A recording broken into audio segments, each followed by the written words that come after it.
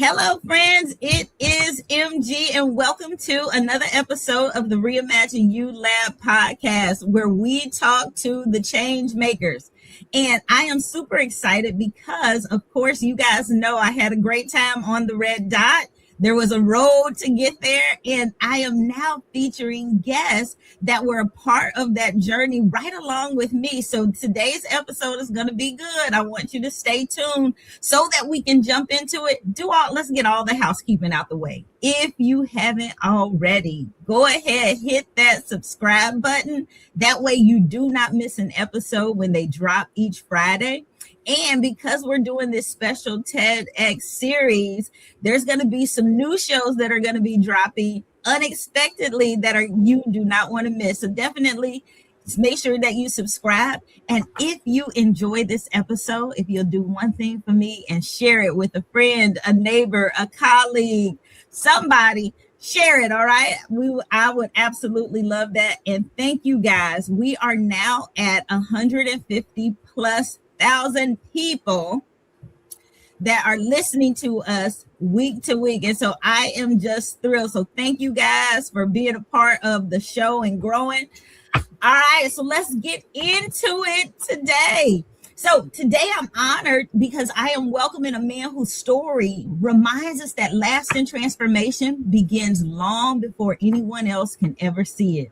And Hugo Vrsalovic has spent decades turning lived experience into hope, helping others understand that recovery is about more than breaking free from addiction. It's really about reclaiming identity and purpose and courage to just begin again.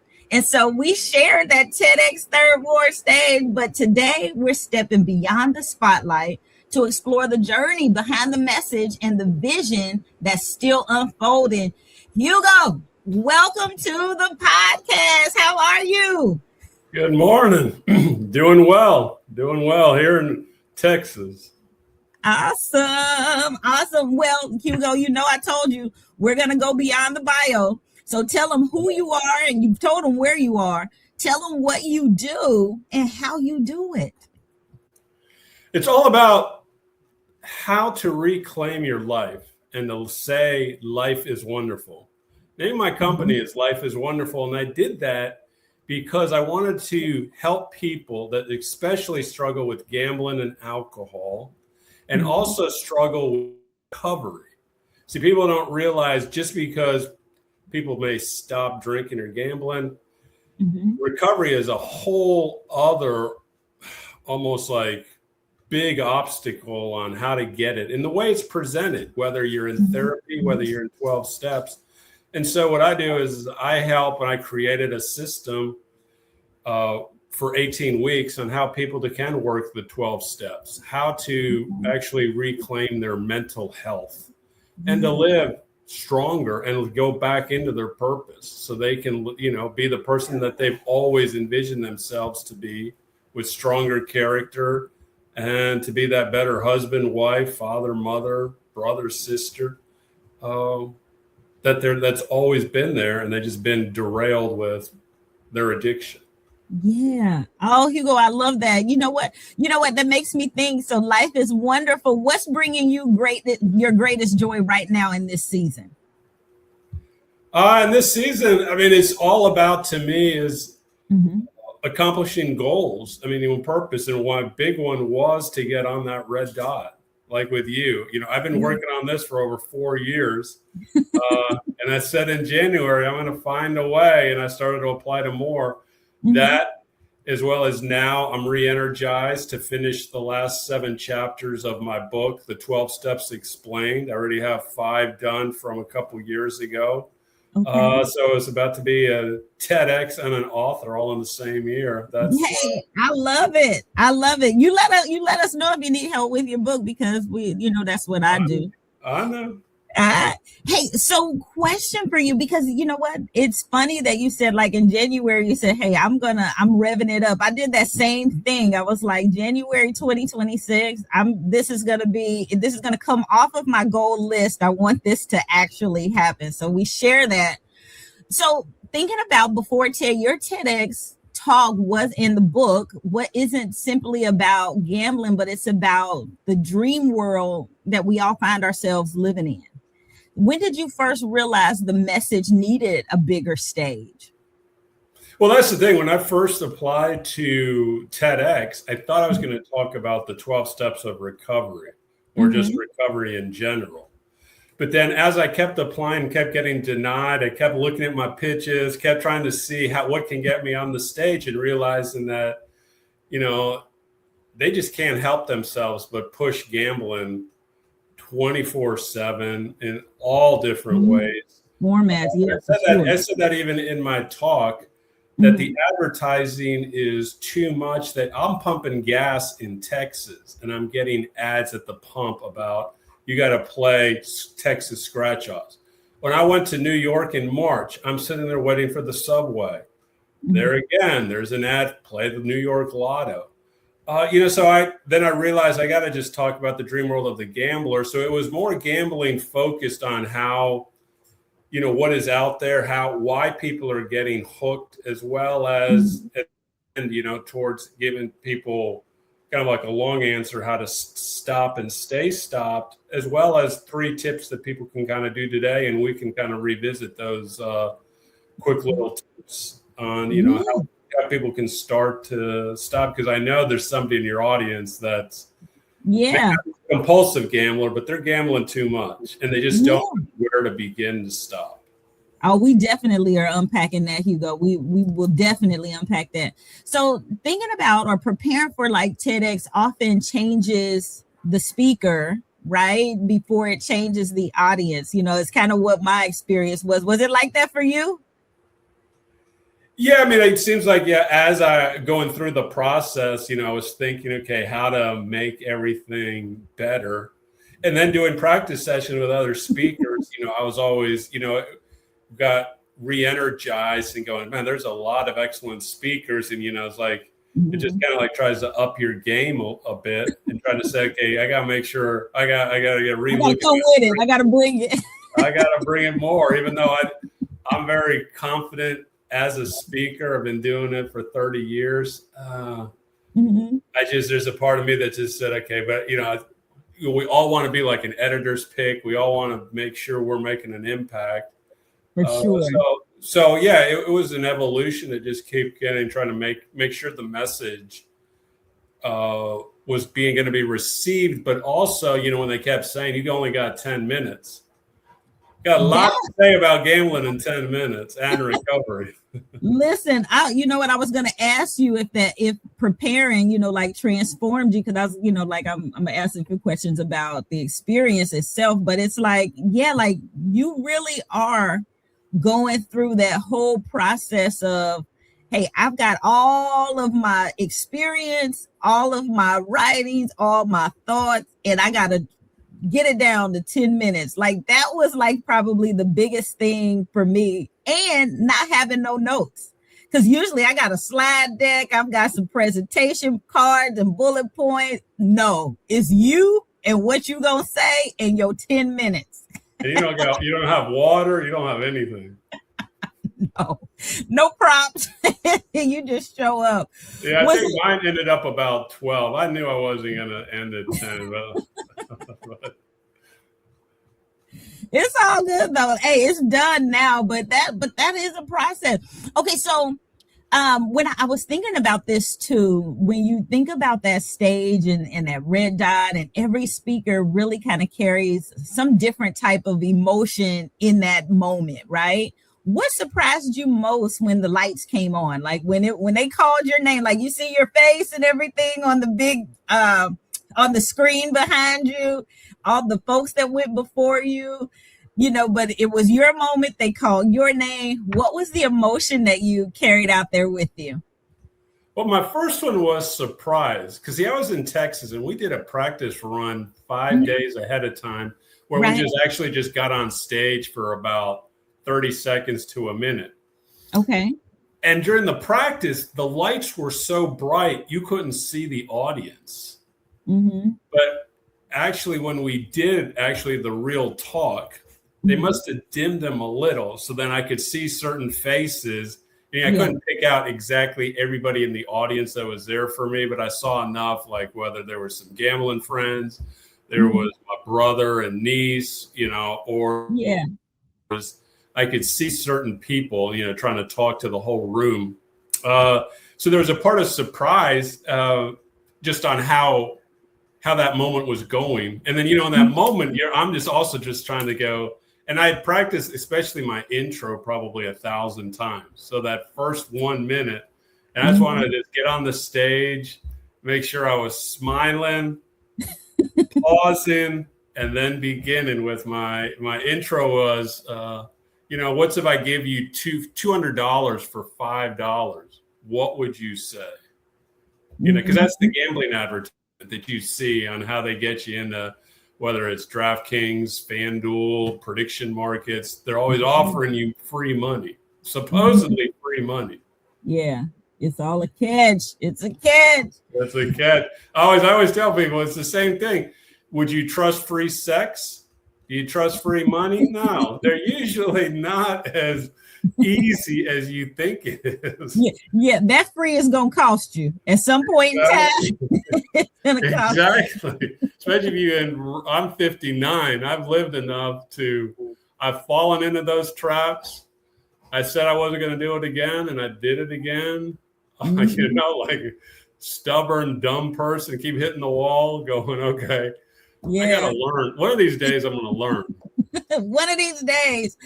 Hugo, was there like a point during your talk where you felt like the audience truly connected with that message?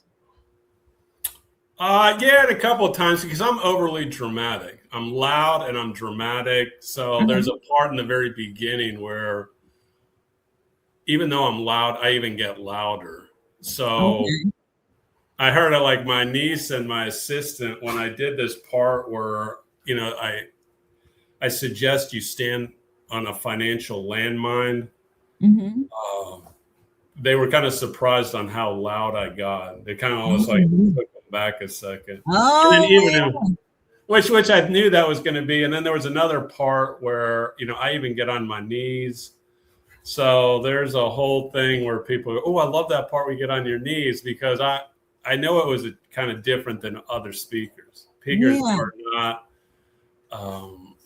But it kind of flowed. If you see the whole 12 minutes, you'll understand it wasn't just a gimmick to do something different. There's a reason, because it's like gambling will bring you to your knees. So that's how I got to it. Presented it. No, you know what? I like that. And I think that's the piece. Those are the pieces of everybody's talk that makes it different, that makes it authentically you.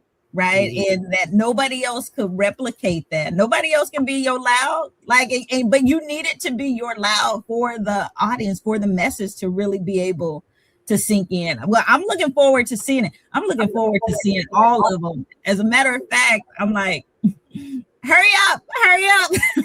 Exactly. You feeling some of that too, where it's like, man, I think that's the part I probably didn't realize is what it was going to be like after. I've been so ready for the before and getting there that the patience and the wait that we have after is probably the thing I'm like dealing with now. Because people keep asking me, hey, Michelle, so when's the talk going to be out? When's it gonna? I'm like, y'all just let me tell you when it comes out, because I don't know yet.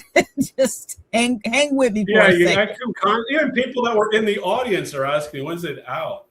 I've said this a number of times. I know I've said it a number of times, mid-August to September 1st. But yeah, I'm like, it's coming. It's coming. I promise you, I didn't make it up.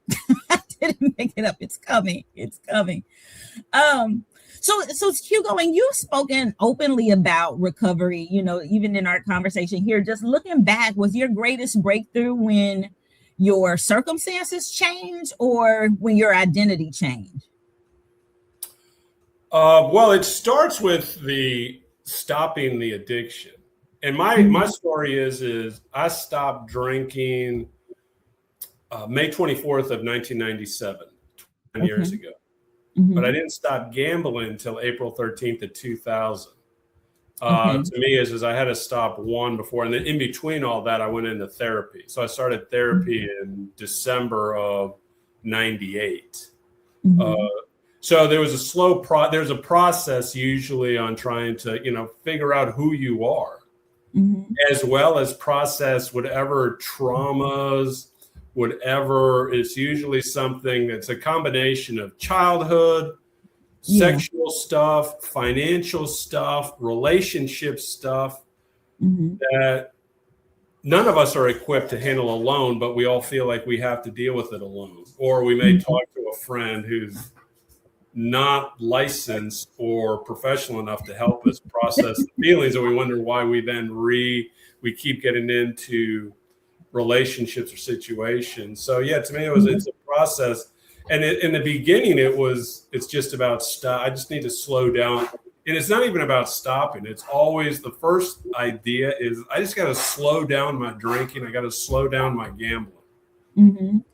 And then you realize, well, no, I need to completely stop. Oh, now I have to actually realize, okay, who am I? And get really into that. I always say emotional work. I love going to the gym. I go to the gym 4 times a week, but I say sometimes a really open therapeutic or session with, somebody in the program, that 1 hour of emotional work is exhausting.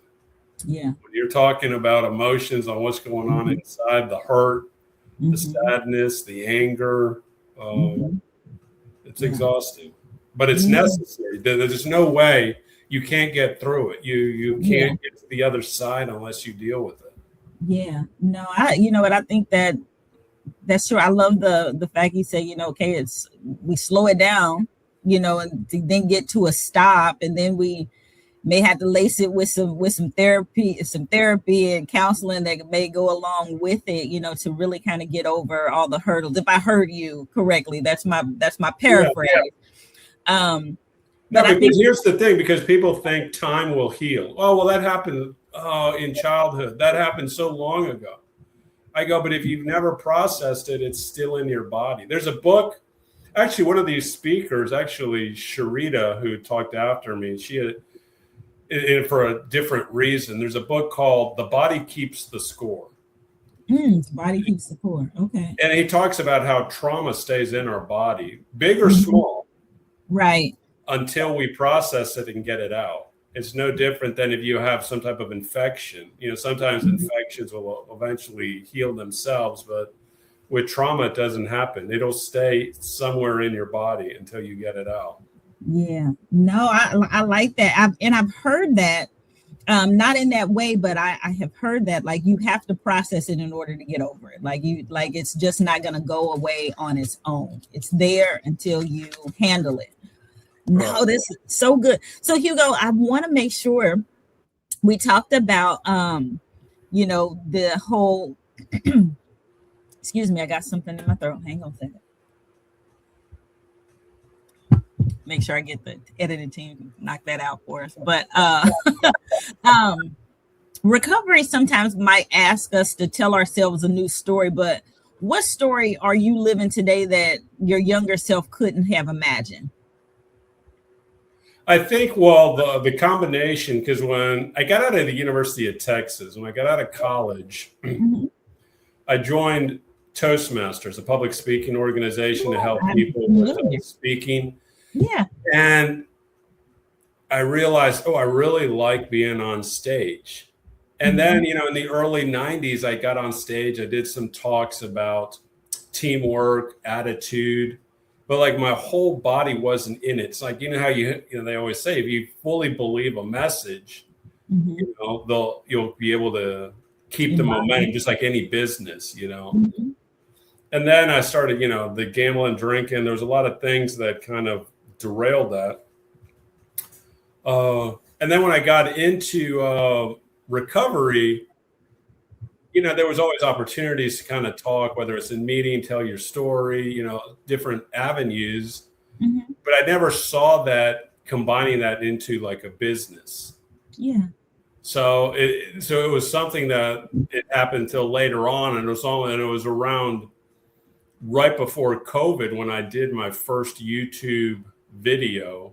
Okay. 7 minutes. And I was just kind of just talking just really quickly, just trying to share the message, because that's when started hearing more about either YouTube or social media, I said, well, I can help more people. And so that's how it started, with one YouTube video. And then from there, it kind of grew into, oh, I'll do a logo, a website, a podcast. And then, oh, I'll create a course, I'll write a book, so it's just like, it just kind of snowballs. You start thinking of new ideas. What's next? Yeah, I love that. But you know what? It starts with the, even a flame. It starts, with a single strike, and then that becomes something much bigger, and all the different things you can light with it. So I love that. That's But I exciting. think it's just similar to recovery. I think the why people fail a lot in early recovery is because they believe that, well, this is going to be the last day I ever gamble. They'll walk in, they got like either a couple days or a week. This is the last day that I won't gamble anymore in my life, or they'll say I won't drink anymore or drug anymore. I go, you are in the middle of a beginning of some type of detox. Your body doesn't know anything, and relapse is no different than I try to equate relapse like with food. Like if someone is, let's say, 50 or 100 pounds overweight, they lose 30 or 40 pounds, they're doing great. All of a sudden, something happens one week, they gain 10 pounds. That's like a relapse, but then they get back on it, and then they keep going down on the muscle or the weight loss. Well, that's the same thing with drugs, alcohol, or gambling. But don't assume that this will be, you'll never gamble or drink again. Just focus on today. Focus on not gambling, drinking. That's why I always say it's 24 hours. Don't do it today. Yeah. Don't worry about tomorrow. Because people get overwhelmed. As well as there's something that out of the blue will all of a sudden you have this urge. I'll tell you, for my first year out gambling, I couldn't understand it. 3 different times in that year, just out of the blue, woke up. I had this super strong urge to gamble. Really? Yeah, and I tell people, you don't know when that's coming. To me, it's no different than grief. If you've lost a loved one, all of a sudden you're doing, you feel like, okay, everything is, I've gone through the different stages of grief. And then there might be just one day where you just remember that loved one. Mom, dad, spouse, child. And then you don't understand why you're depressed or sad. You don't understand. Sometimes your emotional self just takes over. Your subconscious takes over. Yeah. You know what? Because it's very easy to get overwhelmed too, especially, how like sometimes you're pushing so hard to not do this and not. And then it's like, just like you said, something will happen and it causes that relapse or that emotion that you weren't expecting at that time that just kind of can take you down a different path or derail you for that moment. You can get back on, but expect that to happen, right? Would you say that? Yeah, expect it, and also don't feel embarrassed. A lot of people start going, oh, I don't know why. They try to minimize their depression or their sadness or their urge. I said, no, you have to feel it. Okay, something is going on. It's okay to be depressed. I always tell people it's okay to be depressed for a few hours, even a day or two. The whole idea is not to stay depressed for a week or a month. Yeah. But depression, there's nothing wrong. But we get so caught up in, even if someone early on feels like it's too much and they have a suicidal thought, it's okay to have a suicidal thought. Just don't act on those thoughts. Because as I say, we can get overwhelmed and going, this is too much work. And it can feel that way early on sometimes. It's like, I don't want to relive. Let's say someone went through rape or some type of child abuse or bullying, or, part of my story was being bullied as a first grader, but other people I know, you go to enough meetings and you meet enough people, you hear stories as going, well, I thought my story was bad. Someone else has endured a lot, especially if you hear about as a child, the physical abuse, or we've all probably had some degree of either not so much verbal abuse, but someone always telling us, oh, you're not good enough. and realizing how that's affecting our self-esteem. Because I have Absolutely. yet to meet, because I always say, people always think, oh, it's about the addiction. I have yet to meet a person walking into the first meeting that doesn't have really low self-esteem. And Yeah. that is really what people need to focus on. Stop worrying about the game. Because if you truly love yourself, you're going to stop gambling and drinking. But in Yeah. the beginning, you can't see. But people always want to think that, no. I have self-esteem. No, I got this. I'm strong. And they don't even know how much they're lying to themselves. And it's Yeah. okay to have low self-esteem, for a certain period, and then For a realize, moment. okay, there's a Yeah. way to kind of get back on track. Yeah. No, I think you're absolutely right. And I completely agree. Completely agree with everything you've said. Hey, I did see on your LinkedIn that you wrote that recovery is the sunshine of the spirit. What's that phrase mean to you personally? That actually comes from the big. So if you're an alcoholic and you read the first 164 pages that Bill Wilson wrote back in 1938, the sunshine of the spirit is actually finally walking into the spirit. It actually comes back almost to the very first video that I did. Really? There's a Okay. poem. There's a poem. Did you ever watch the movie Coach Carter with Samuel Yes, I Jackson? did. Yeah. You remember in that part where they talk about what is your greatest fear? Remember Mhm. when Samuel Jackson is to get to the kid that's selling drugs, trying to play basketball, but his home life is very erratic. Mhm. And in that there's that poem by Diane Williamson where she says, our greatest fear is not that we, are weak. Our greatest fear is that we are all powerful. Yeah. And so the sunshine of the spirit is, and within that poem, or as well as that statement, we don't realize how powerful we all are. We don't Mhm. believe in ourselves 100%. So walking into the sunshine of the spirit is walking into who is the real Hugo, who is the real Michelle, Yeah. uh, and owning that power. And then getting the people around you and doing the certain daily habits that you need to do that actually work in your life.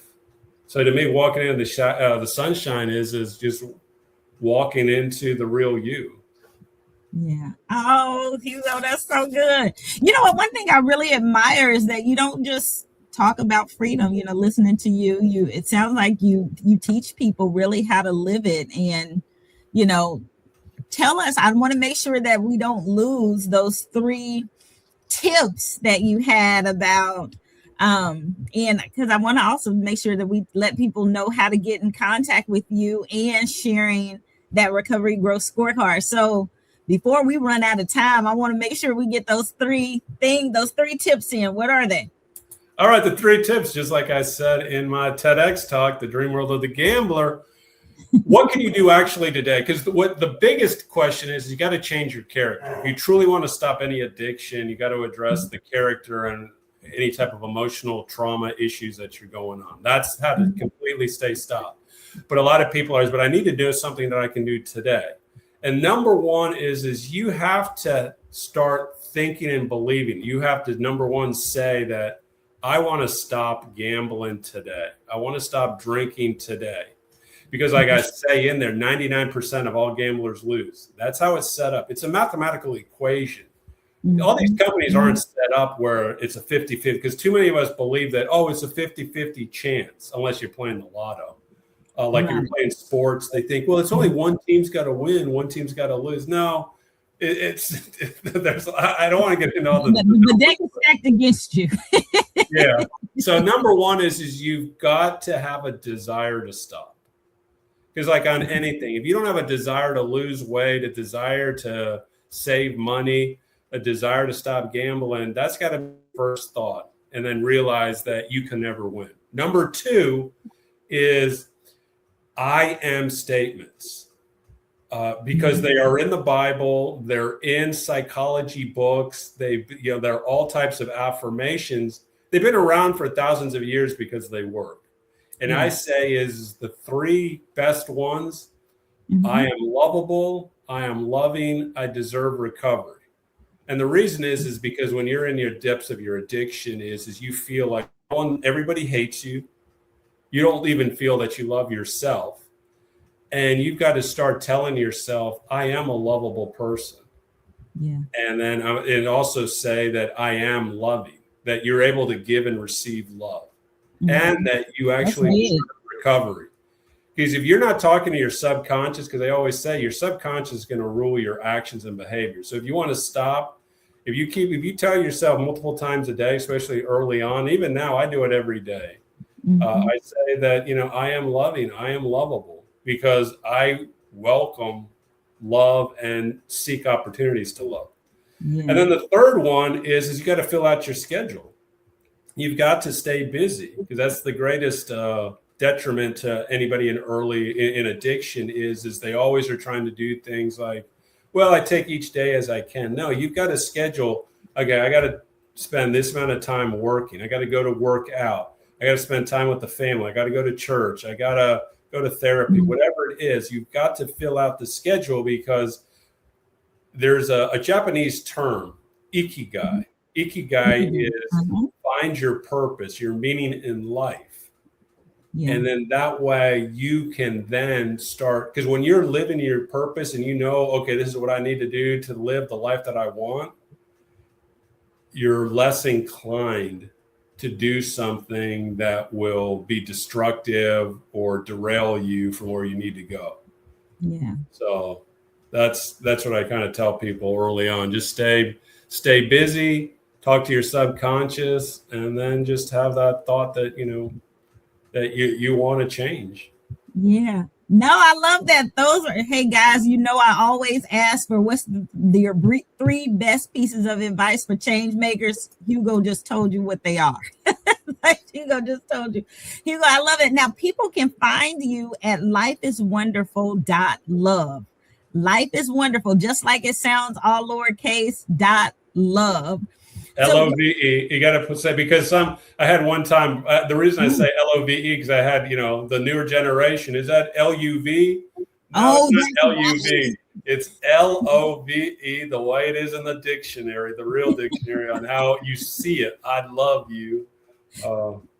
No, I love that. So Hugo has something to share. Also, there's a recovery growth scorecard. So for those of you who may be tuning in and listening, Hugo, you want to kind of share about what they can expect from that recovery growth scorecard? Yeah, all you got to do is give your email. It's free. I repeat, it's free. Everybody loves free stuff. But I know that people in the beginning is they need something. No one wants to invest money or time. Everyone wants, to kind of like, well, maybe let me kind of dabble a little. Everyone tries to step on their own.